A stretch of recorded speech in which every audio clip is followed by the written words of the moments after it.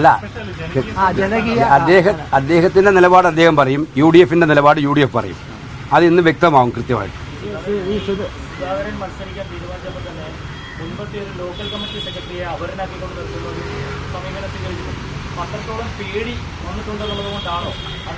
സംശയം എന്താ അവർക്ക്? അവിടെ മാത്രമല്ല, നിങ്ങളുടെ ആലപ്പുഴ ജില്ലയിലെ റിസൾട്ട് എടുത്ത് നോക്കിക്കോ. ഇപ്രാവശ്യം വലിയ മാറ്റമാണ് ഉണ്ടാകാൻ വേണ്ടി പോകുന്നത്. കാരണം നമ്മൾ പ്രതീക്ഷിച്ചതിലപ്പുറം സീറ്റുകളുമായിട്ട് UDF ആലപ്പുഴയിൽ വിജയിക്കും. അതിന്റെ പേടിയാണ്. സുധാകരൻ ജയിക്കുമെന്നുള്ള പേടിയാണല്ലോ ഇതിങ്ങനെ പറഞ്ഞുകൊണ്ടിരിക്കുന്നത്. അങ്ങനെ പറഞ്ഞുകൊണ്ടിരിക്കുന്നത് അമ്പലപ്പുഴ സ്ഥാനാർത്ഥി നിഷ്പക്ഷ സ്ഥാനാർത്ഥി എന്നൊക്കെയാണ് അദ്ദേഹം പറഞ്ഞത്. UDF സ്വതന്ത്ര സ്ഥാനാർത്ഥിയാണ്. വ്യക്തതയില്ല. വ്യക്തത വരും ഷാജഹാൻ. ആ കൺവെൻഷൻ അതൊക്കെ വരും. ആ കൺവെൻഷൻ ഒന്ന് കേട്ടു നോക്കുക. അപ്പോൾ വ്യക്തത കൃത്യമായിട്ട് അദ്ദേഹം പറയുന്നത് അദ്ദേഹം UDF സ്ഥാനാർത്ഥിയല്ല, നിഷ്പക്ഷ സ്ഥാനാർത്ഥിയാണെന്ന് പറയുന്നത്. അല്ല, അദ്ദേഹത്തിന്റെ നിലപാട് അദ്ദേഹം പറയും, UDF നിലപാട് UDF പറയും. അത് ഇന്ന് വ്യക്തമാവും കൃത്യമായിട്ട്. അല്ല, വഴികളിലെത്തുന്നുണ്ടോ അല്ലല്ല ചോദ്യമല്ല.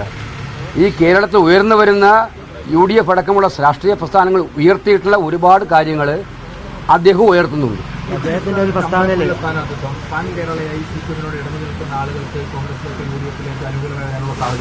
അല്ല, അത് ഇവിടെ മാത്രമല്ല. ഇപ്പം കണ്ണൂർ TK പോകുന്നുണ്ട്, ആയിഷ പോറ്റി മുതൽ തുടങ്ങി. ഞാൻ നേരത്തെ ആദ്യം തുടങ്ങി പറഞ്ഞത് അതാണ്. CPM ഒരു കാലത്തും ഉണ്ടാകാത്ത വണ്ണം ആളുകൾ ചോദിക്കാൻ തുടങ്ങിയിട്ടുണ്ട്. അതാണ് ഇന്നലെ ഒരു കൺവെൻഷനിൽ വെച്ച് മുഖ്യമന്ത്രിയോട് ഒരു പാർട്ടി പ്രവർത്തകൻ ചോദിക്കുന്ന അവസ്ഥ വന്നത്.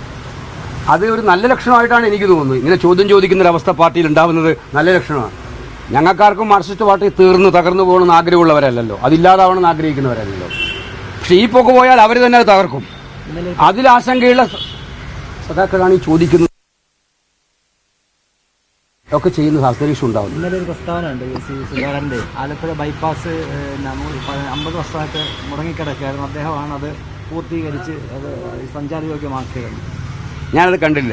ആലപ്പുഴ ബൈപ്പാസ് അദ്ദേഹം പൊതുമരാമത്ത് മന്ത്രിയായിരുന്നല്ലോ അക്കാര്യത്തിൽ. കേരളവും പിന്നെ ഇന്ത്യ ഗവൺമെന്റും തമ്മിൽ സംയുക്തമായിട്ട് ചെലവ് ഷെയർ ചെയ്തുകൊണ്ട് നടത്തിയ ആദ്യത്തെ പ്രോജക്റ്റാണ് അത്. അന്ന് ഞങ്ങൾ മുൻകൈ എടുത്ത് നടപ്പിലാക്കിയ പദ്ധതിയായിരുന്നു ഉമ്മൻചാണ്ടി ഗവൺമെന്റിന്റെ കാലത്ത്. പിന്നീട് അദ്ദേഹമായിരുന്നു പൊതുമരാമത്ത് മന്ത്രി. അദ്ദേഹം ശുഷ്കാന്തിയോടെ അത് പൂർത്തീകരിക്കാൻ സഹായിച്ചു. അത് ഞാൻ പല വേദിയിലും പറഞ്ഞിട്ടുണ്ട്. അങ്ങനെ അദ്ദേഹം പറയാൻ സാധ്യതയുള്ളൂ എന്നാണ് എൻ്റെ വിശ്വാസം. പൂർത്തീകരിച്ച ഓക്കെ, പൂർത്തീകരിച്ച ആ കാലത്താണ്.